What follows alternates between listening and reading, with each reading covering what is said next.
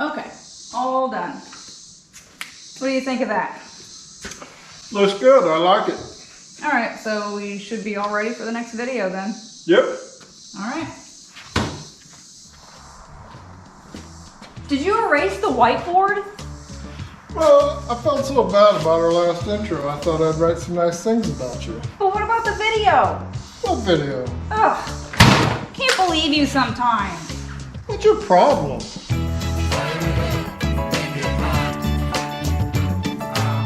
Yeah, see? There you go. Ridley's not mad at me. Well, good for her. All right. Today we're switching it up a little bit. We've got 1986 C10. We don't have any of the original wiring underneath the dash, and we are going to take our exterior fuse box from an LS swap, wire it to the ignition switch, and make all the magic happen, okay? So let's get to it. Let's do it. All right, well, you've watched us do this stuff in the past on our past videos, Hot at All Times, whatever the other ones were, I don't know.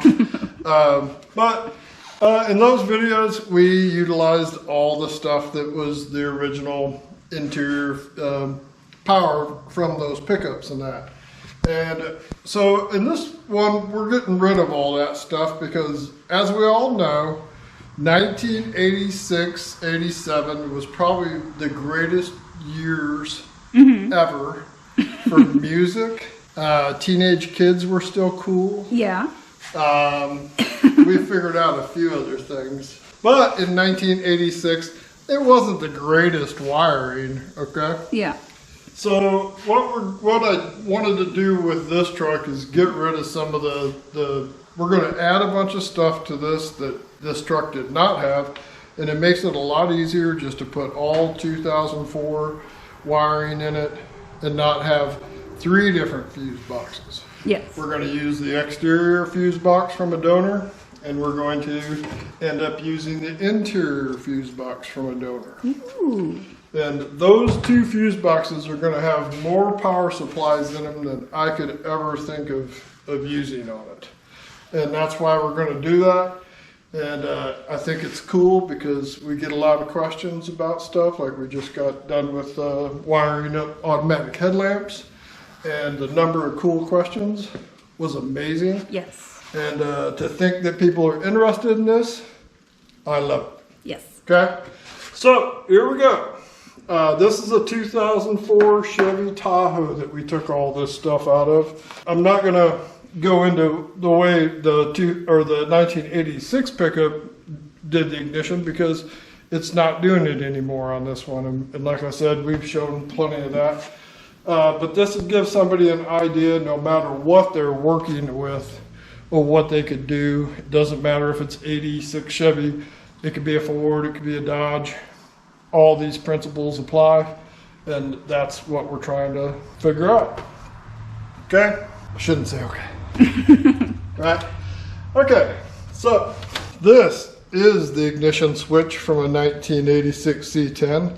Most all the square body trucks and that, the same wiring, same ignition switch through a bunch of years. And if they aren't exactly the same, they're wired pretty much exactly the same.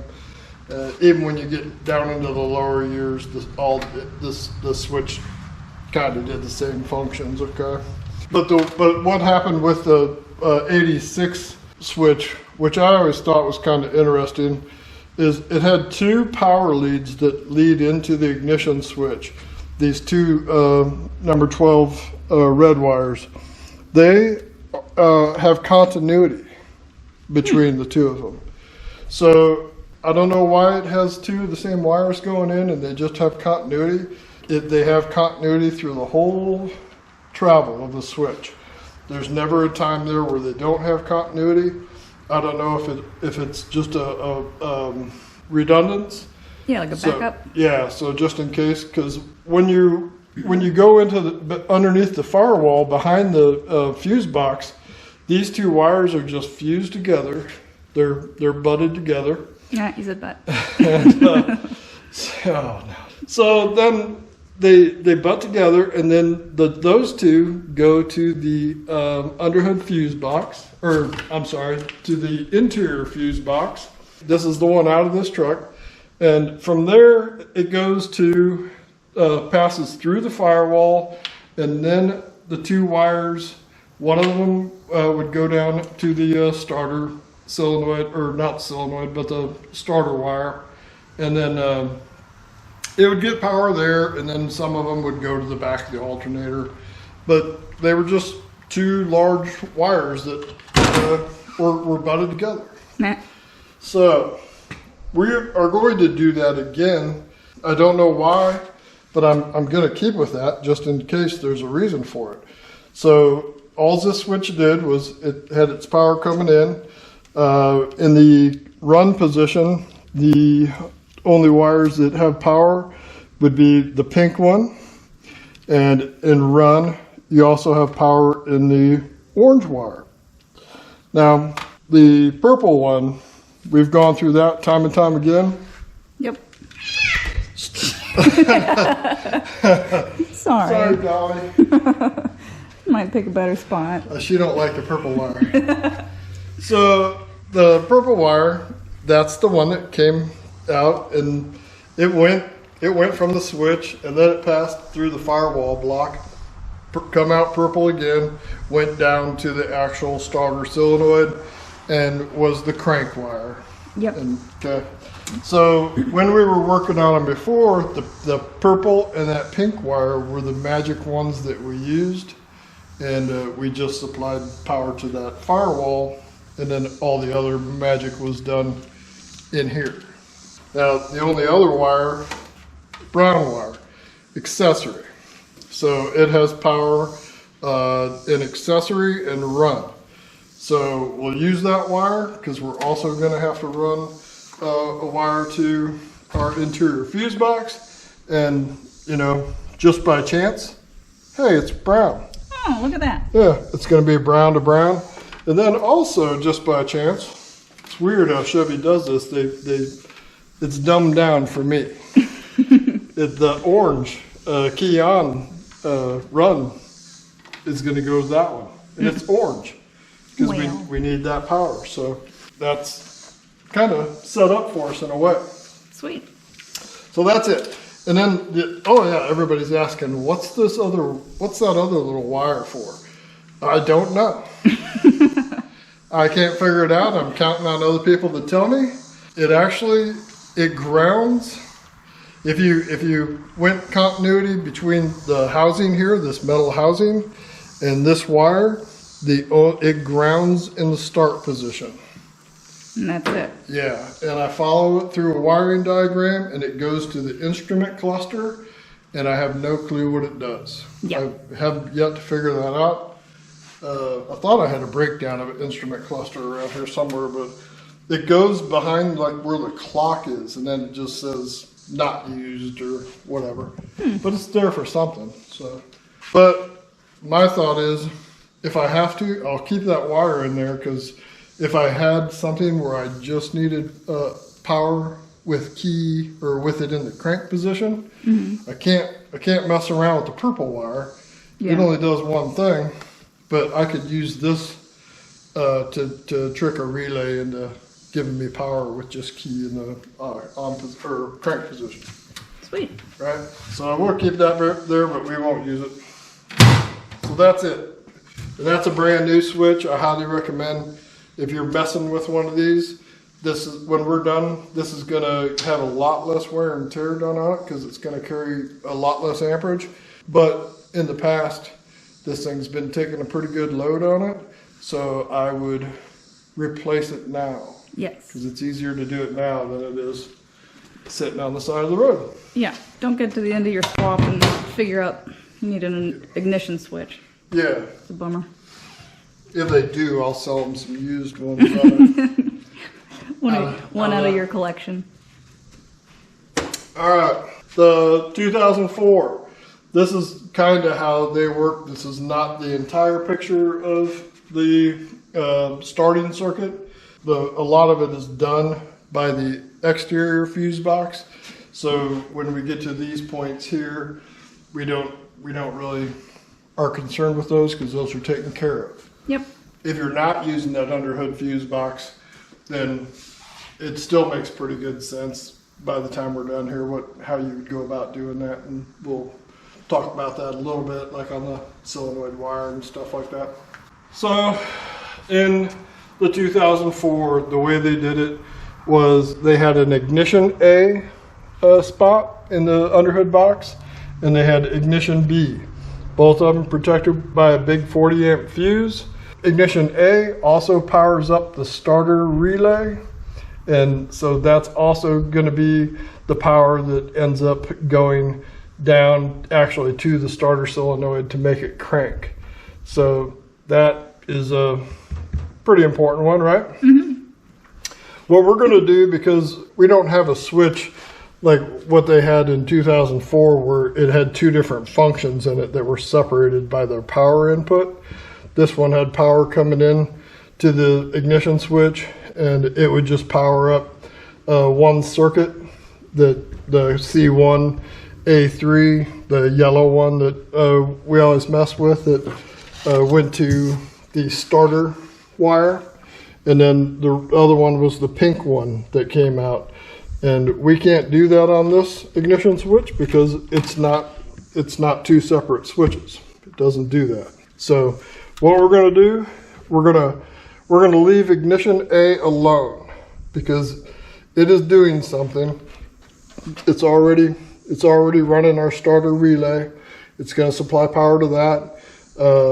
And so that circuit's got its own little thing to do there. So we're just going to use ignition B, which is a 40 amp. It comes out of connector 7 in position A. If you look on a wiring diagram, our wiring diagrams are from All Data, and this is the starting circuit, and it is wrong. Yeah. Okay, where does it say? Yeah, so in that picture, it says it's in connector 2 A7, right? Mm-hmm. Ignition B fuse. And it is not. It is in connector 7, position A. Yeah. So that would really cause some problems for somebody, because in connector 2, A7, there's some little green wire there that I know it ain't for that. So I double checked it with a different wiring diagram, the power distribution. Yeah. And that's how I figured that out. Plus, I also checked it with an ohmmeter to make sure. Okay.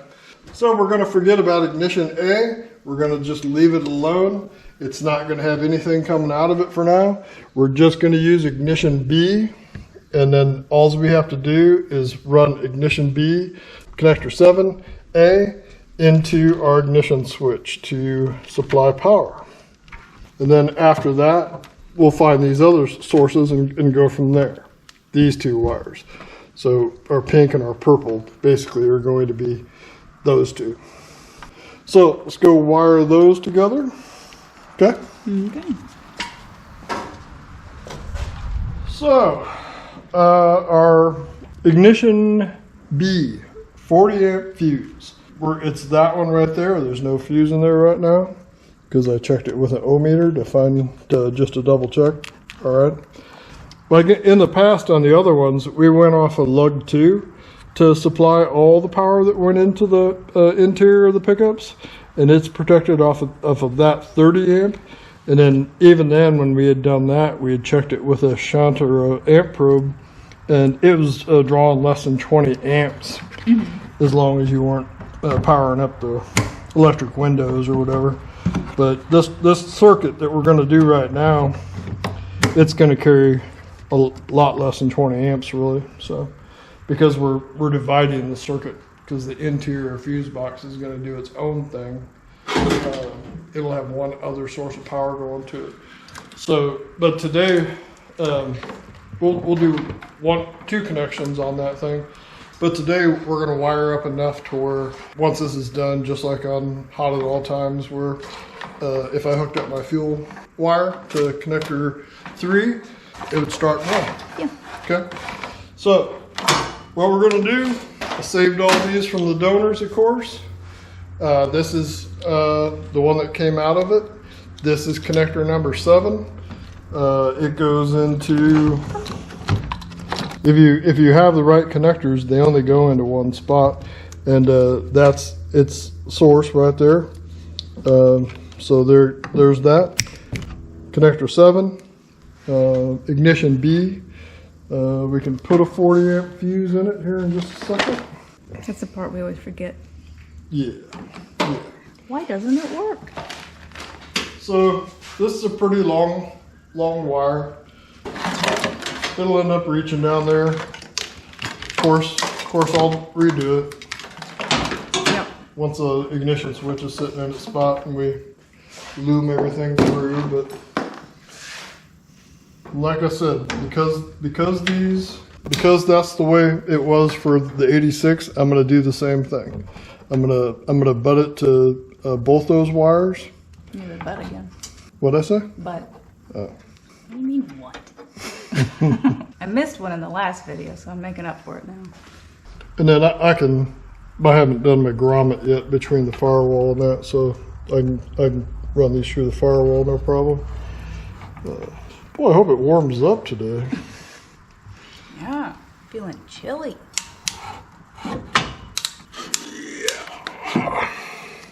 All right, 1 into 2. So I'm gonna back it off a little bit, do half of that butt connector. So I got,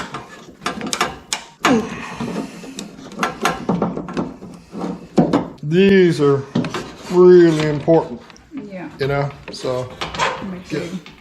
give them a really good pull. Make sure that thing ain't coming apart.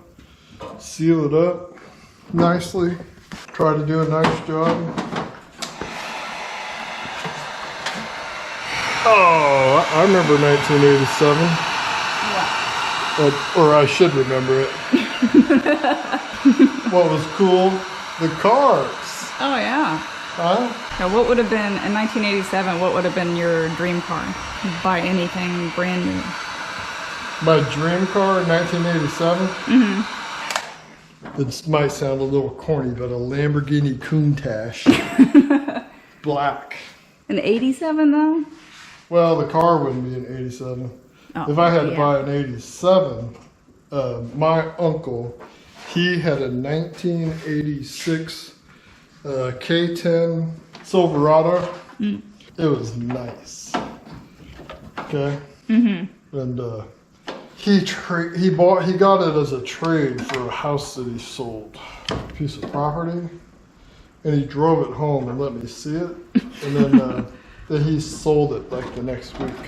Yeah. Is this the one because he was a Ford guy? Yeah, he's a Ford guy.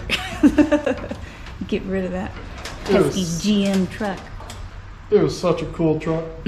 He was so annoying. He liked to brag that he had never had to replace brakes on one of his vehicles because he drives so slow. And there was a hill leading to the top of our place, and he would use the hill to stop the truck, to never use the brakes. My friends know who I'm talking about. Nobody could stand him. My uncle. I'd love to say his name. Oh, I could say his name. I could just say his name and people would know. Oh, I bet you that guy was. He was a treat. Yeah, Gordon Ugh. was his name. Uncle Gordon. Gordon. All right, enough about me. So there's our power coming to our ignition switch. It's in the run position right now. So that pink wire, that's going to be our wire that's going to come out. We'll go over the whiteboard here in a second. It's going to come out and be our pink wire that we've messed with time and time before. That goes into connector 1. Let's go check it out, okay? Okay. That one right there, connector 1, A9 in our underhood fuse box. That's the power wire that we just did coming in. It's going to go when the switch gets into the run or the start position. I'm going to have power at that pink wire. C1A9, it powers up the ignition E fuse, which on the starting diagram it just shows it going through the Perndle park reverse neutral drive. People hate it when I abbreviate. and then it goes to that. But A9 also, on a power distribution, it also branches off and it powers up a bunch of other fused circuits. So this isn't the only thing that it's taken care of. It goes to the oxygen sensors, a few other things that I can't remember off the top of my head, but some of the engine related things. And the other thing it does is it goes and powers up the ignition relay. That when you hear that thing, when you turn your key into the run position, and you hear that computer click, that's supplying power to that relay also, and that is what is turning on the ECM, getting that baby ready to go. Yep, the magic noises that we talk about. Yep. So as long as you got all the other wiring done, that's the one that we need to run to it. So let's go plug that one in. Okay. 98 degrees in here today. Really? Yep. So there we go. That's the one that came out of the donor. I pulled it out of the wire or harness a few minutes ago, trying to get ready for this. Been in a little trouble lately. So, connector one, we've worked with that one a bunch. Everybody knows it. I already have the locks out of it. Connector one, the white one on a Gen 3, and we are going C1 A9. A9 being A this row, 9, 1, 2, 3, 4, 5, 6, 7, 8, 9. And there you go. And it's a nice size wire. It's probably 12, and it is handling a little bit of load, but not a lot. But you want it to be a nice size wire. And I'm not worried about getting that length on everything perfect. We talked about it last time. Make it work and then make it pretty. Yeah, but it is nice to make it somewhat there for me. There's always a chance, like if I did it right the first time, and if I got the length right the first time, bam, I don't have to redo it, or that is always nice. That happens once in a while. It's kind of like the drawings that I do when I have to redo those. Yeah, all your wiring diagrams that you draw. Yeah. Yeah. Redrawing them is never a problem for me. Not for you. Huh? Not for you, I guess. At least you said some nice things about me, I guess. You haven't heard what I said later on today.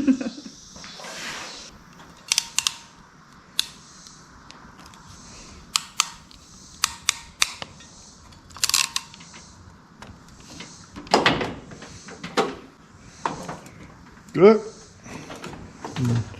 It might not look like it, but I seriously pull on those. Yeah.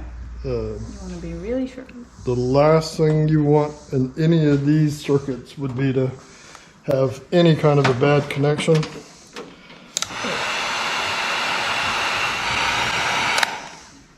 Also, doing it this way, it will not have a connection between the exterior box and the ignition switch. So the way it was done before, it had 2 or 3 different possibilities of where it could possibly get a bad connection. And doing it this way eliminates that. The junction block, that was the biggest problem. Everybody's seen on older vehicles the junction block, how bad those connections can get. So Yeah. if you have a bad connection on a high amperage load system, then it'll just sit there and burn that connection up until eventually someday it starts or stops working. So we're getting rid of that issue. We will be driving this thing to Mississippi in full confidence. Yay. Yes. So our pink wire is done. That's one that supplies power to our, I think it's called the ignition 1 relay. But now one more, the starter solenoid wire. Okay. Okay. White boy. So, all right, it's this one. In connector 1, A3, I'm pretty sure when it gets there, it's yellow. So the one that come out of the truck, on most General Motors trucks, the starter solenoid wire would be purple, which is that one that I just had in my hand. If you weren't using the exterior fuse box like this, then you would take that purple wire and you'd bypass the PCM there. You'd bypass the starter relay. If you were real fancy, you could put your own starter relay in somewhere, but most people probably wouldn't. And they would just run that purple wire to your starter solenoid to crank the starter. Now, you know us, we don't like doing that. We like to do it the LS way because all that stuff is done for you. All we got to do then is add that wire, so we could go do that now and call it good. Okay. Oh yeah, it's yellow. Yay. It's not a huge wire, but it's a pretty good size. This is a 14. And this is the one out of the donor too. I know it's yellow because I've seen this a couple times. Everybody that's watching our channel, they've seen it probably 500 times. It's a yellow one.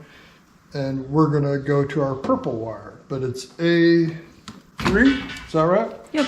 So A, 1, 2, 3. There you go. And you might notice I don't put the connections right next to each other. I'll put them close to each other just in case I have to find them in a harness. But I don't put them close to each other because then it just makes a big swollen up spot. Yeah, a big lump that you gotta cover up. Yeah, lump. Nobody wants lumps. No lumps. Aw, lumpy. Huh? Lumpy. Oh, lumpy.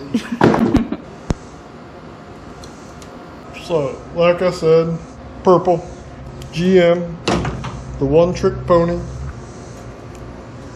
Oh, I forgot my heat shrink. If I had forgotten it, for sure, I could have taken it back out of the plug, slipped it over that, which is kind of handy if you screw up. But I've never screwed up, right? Oh, no, never. No. Oh, no. Yep. Good pull. You know that's going to hold. Yep. It's going to be a nice starter connection. So this wire is the one that goes to the ignition switch. The only time it's ever hot is when it's in the crank position. Alright, so ignition A is that one, ignition B is that one. We better put those in right now before we forget. That's your starter relay, and all the rest of the wiring for the starter passes through. In fact, that's the purple wire that ends up going down and firing off your starter relay. But this box does it all. The relay takes care of it just by getting that signal from your ignition switch to crank it over. So there's ignition B, there's ignition A. So this is the point right now where if I had connector 3, I really got a bunch of stuff out of the donors this time, but this is the whole wire setup that goes to the park lamps and the rear lamps and everything. But it also went down to power up the fuel pump. It did have all the wiring in it that went down and did the anti-lock brakes on the truck. It's one thing this truck won't have is anti-lock brakes, but it's going to have a lot of other crazy stuff. But at this point, we could do the fuel wire, connector 3, position F1, and if we did that, plugged everything in, put our battery in there, the truck will start and run. Sweet. That's all you need.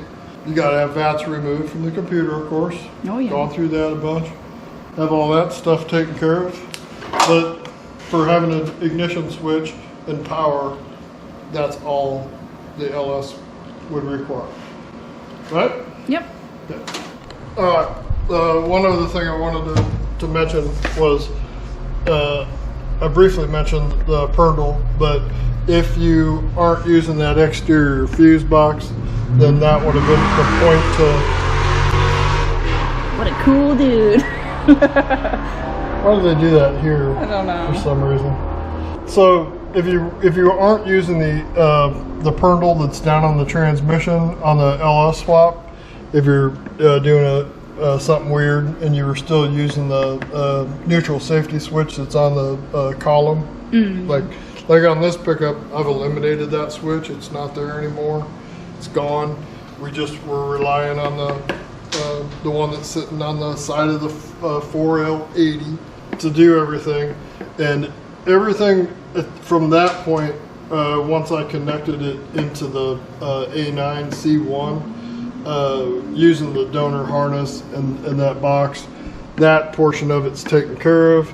The purdle's wiring is still in that harness going down to the transmission, and that's all taken care of. So same thing, if you weren't doing that, you'd have to run it through your own purdle, and then you'd have to have your purdle in here basically before you powered up your for the ECM basically. Okay, because that's what that wire has got to go do, is power up all the little pink wires and the go into the ECM, right? Okey-dokey. So the interior fuse box will just there's a couple of them that come off my ignition switch that go to this, so we'll just do those to start that process and be done with the ignition switch. And I unless I ever have to work with that one weird wire, I'll never have to do anything other than install it and be good. I won't need to see the ignition again. Sweet. So we'll add it to this and then call it good. Okay. This truck, we're going to add power door locks, power windows. It's going to have a lot more power inside the truck than what it did originally, but it's going to be managed a lot better. We're going to, by the time we put power windows in it, we'll use the interior, the relay setup for the power windows, and it has its own power source this way. So none of that is being taken up by the circuit that we just did. Other than a circuit that we're going to connect to on this right now, it will supply power to I think the windshield wiper motor, and it also has power that goes down to the BCM. And I'm pretty sure that one's for the security portion on it, but I'm still just going to hook it up just to have that done with. And, Okay. That's connector, might be called connector 1.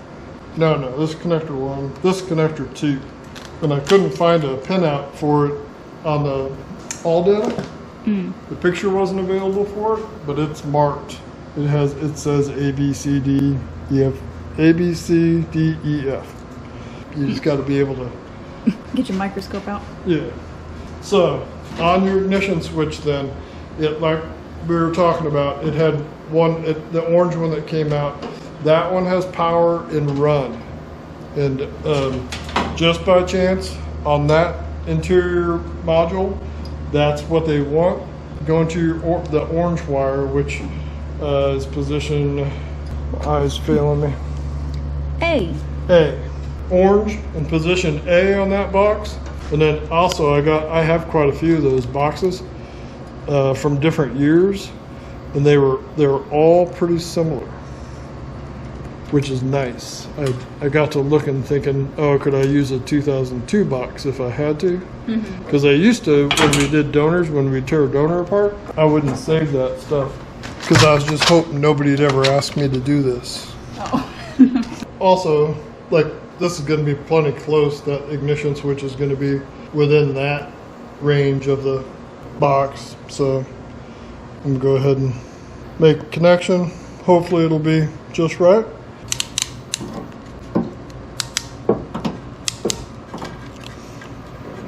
Yeah. Hair dryer's getting the work out on this one.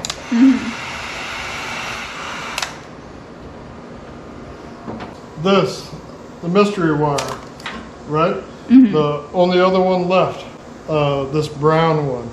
And the brown one is the accessory wire. It gets, it has voltage when the key is in the run and the accessory position. So like when you turn your key backwards. So we'll probably need that, I would guess. Sure. And the interior fuse box, it needs that signal for something. I haven't checked out what that portion powers up. Oh, I know what it is.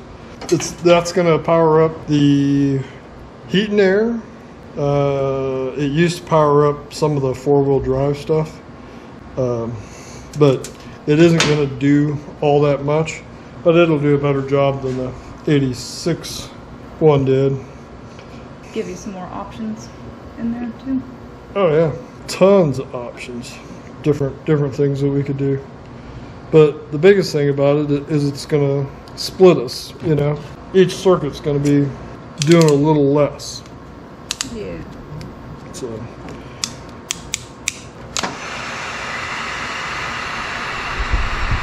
So my mystery wire coming out of the ignition, I'm just going to take it, fold it over.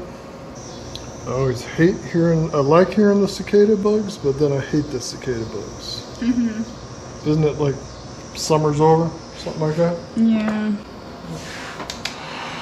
We only had 1 week of summer. I know. And rainy. It was springtime.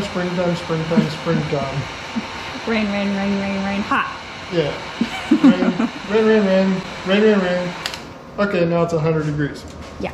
So, I'll leave that in there in case we find a use for it down the road someday. But otherwise, we won't have to mess with that ignition.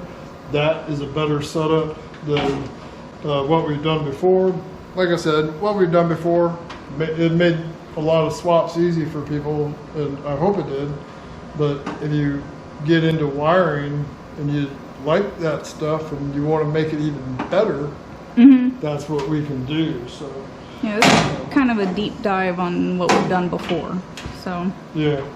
Now the interior fuse box, the only other one and we won't get into it today, but I just wanted to be done with what I had to do to start this truck if I need to, and then we're going to get into doing the interior stuff. But the only other power source that is coming into it that's like a real power source is this wire, the white wire, and it gets power in accessory and it gets power with a run and crank. So what we may have to do, depending on how much power that needs, we may have to take ignition A, that wire that come out of connector 1 B12, and use it for power on this one, but we would have to turn it on with a relay.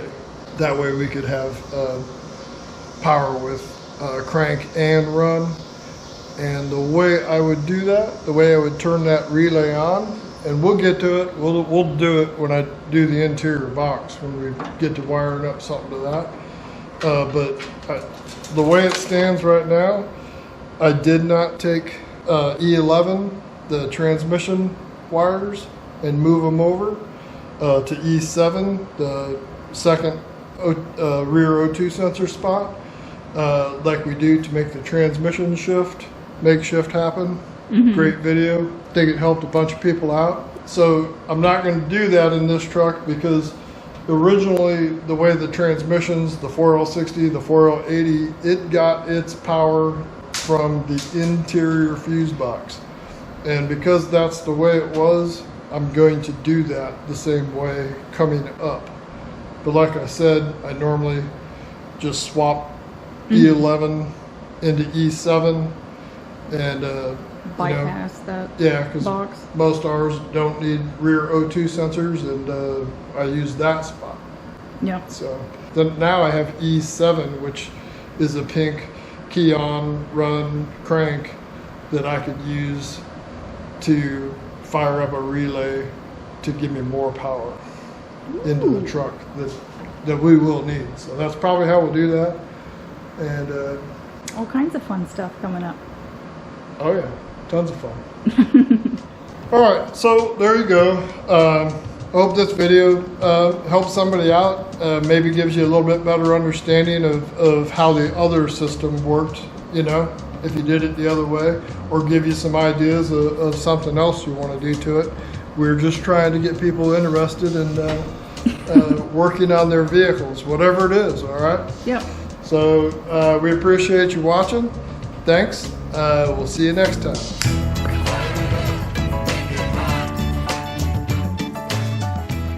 Sorry, Dolly. Poor Dolly. I'm mad. Are you upset? Yeah, I'm sorry.